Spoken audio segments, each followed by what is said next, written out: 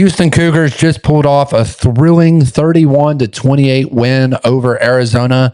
I picked them to win. I believe you and Rooster picked Arizona. It's the job done. It was a close one. And less than 24 hours later, Vegas dropped the hammer. Houston opens up as a 7.5-point underdog heading in Tempe to face the surging Arizona State Sun Devils, who come off of a huge win against a top 10 ranked Texas Tech team.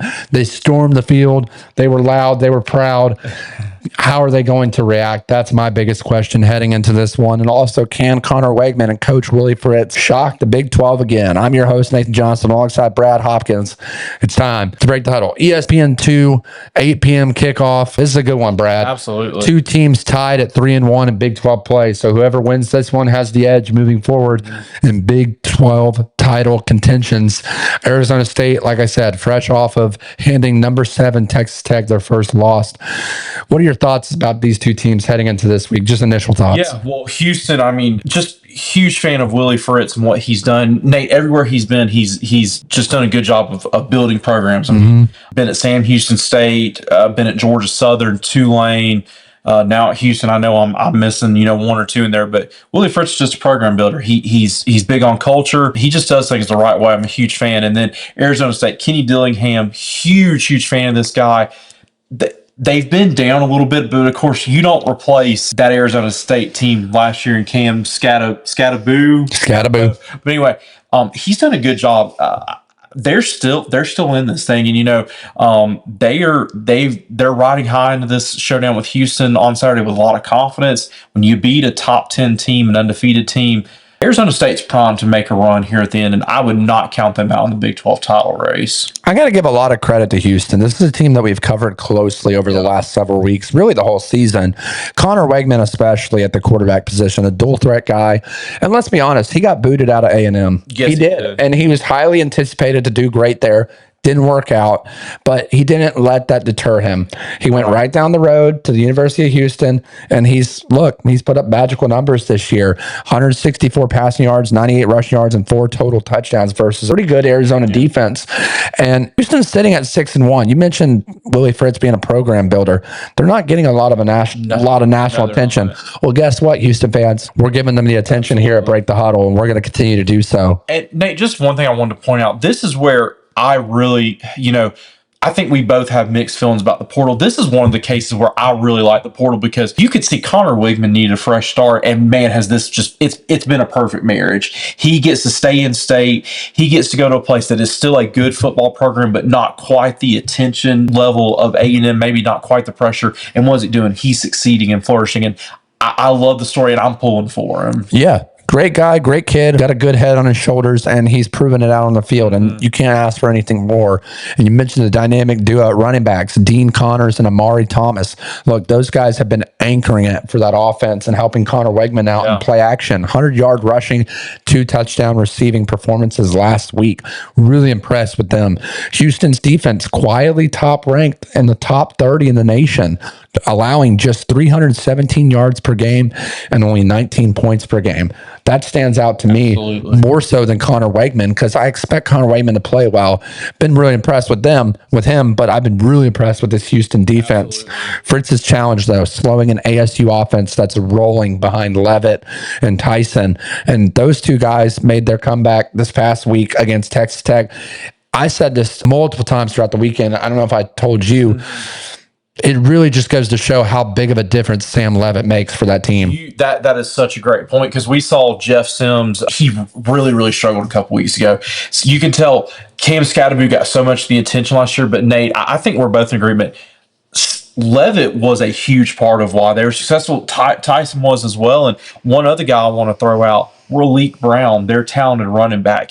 He's not Cam, but he has done a great job being running back 1 for the Sun. He transferred in from USC, and he was a very highly rated prospect.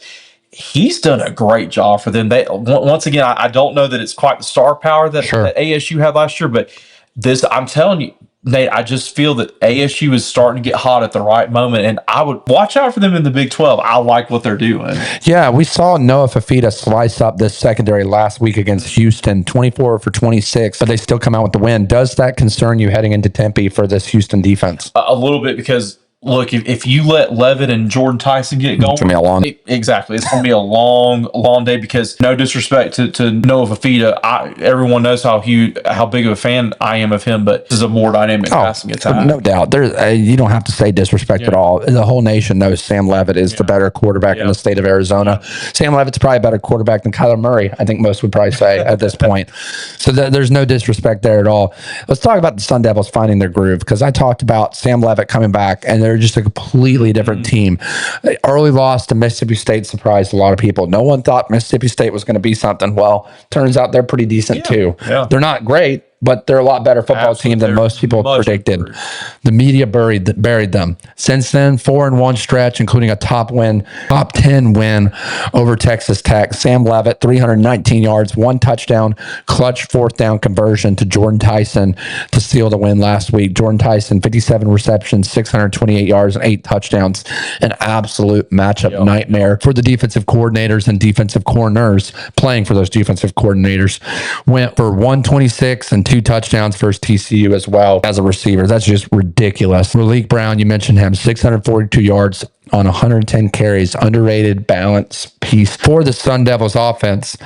The stat drops, though, for ASU. The offense currently putting up 398 yards, so rounded up to 400 yards per game, 64th in FBS, and then their defense allowing 327 yards, 36. So they're still top 40 defenses in the nation, and they rank top 15 nationally in turnover margin, plus 6. That's really impressive too. And just one quick, go ahead. Just one quick thought before you continue. I think that 398, might as well say 400 yards a game, that's going to go up. They're healthy. Exactly. They're healthy. They got their. If they get rolling, it's going to go up to 450. Exactly, they're Kenny Dillingham and Marcus Arroyo. They're good enough play callers. They're not going to stay 64th in the country for long. That number is going to shoot up, in my opinion. Yeah, this is a team that takes the ball away and doesn't beat themselves at all. And that's a dangerous combo at home in Tempe, Arizona. Absolutely. Going to be an exciting matchup on Saturday night. And then we talk about the matchup breakdown. We mentioned this already. Weigman versus ASU's pass rush. How Houston's O-line handles the heat in Tempe. Big question mark there, too, because Houston's hot, too. Like, Houston's very humid. It's a little bit different. It's different. Tempe, Tempe is the dry heat. So curious to see how that favors Arizona State in that matchup. And then Tyson versus the Cougar secondary, obviously. Can Houston limit the explosive plays? I don't think you're going to stop him. Can you limit him to smaller plays and keep him zoned off? And Nate, I think that's a great point. From Houston's perspective, it could be a lot of let's bend but don't break Saturday night versus Leavitt and Tyson. Yeah, I'm surprised by this next stat that we talk about, time of possession battle. ASU, 34 minutes, ranked 3rd in FBS. Not too far behind, though. 30 minutes, ranked 63rd, which is crazy, the difference in rank. But only four minutes of difference there, Question is, can Arizona have those long, sustaining drives? Did I say Arizona? I meant Houston. Yeah.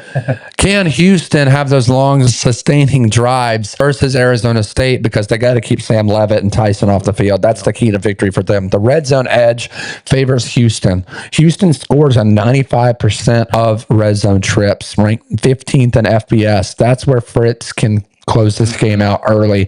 Question is, can they get to the red zone versus Arizona State defense? My question to you, Brad, is if Houston can't win the time possession battle, is there a path to an upset, or does Temple just swallow them like they did Texas Tech? This is such a great question. I think if Houston loses the time possession, and we can see that it favors Arizona State, they've got to win with turnovers. They also have to win with, if Arizona State gets in the red zone, we got to limit them to field goals and not turnovers.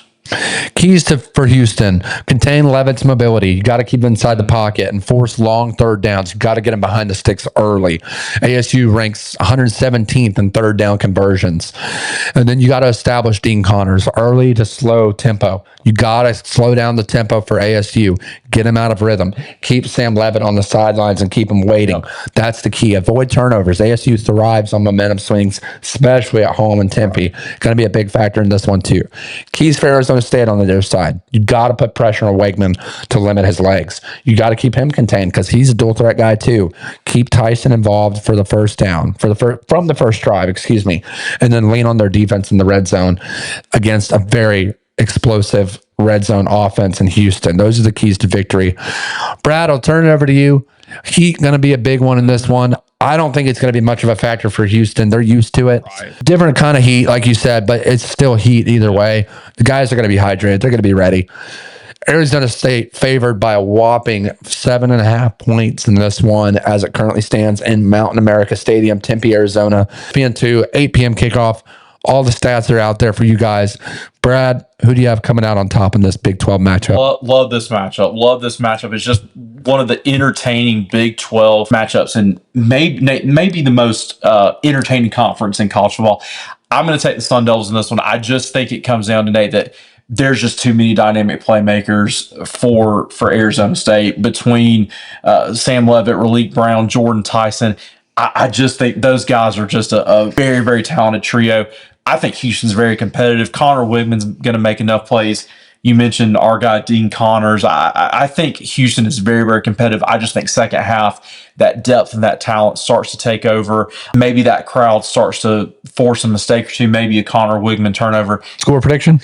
I'm going to go 31-21 Arizona State.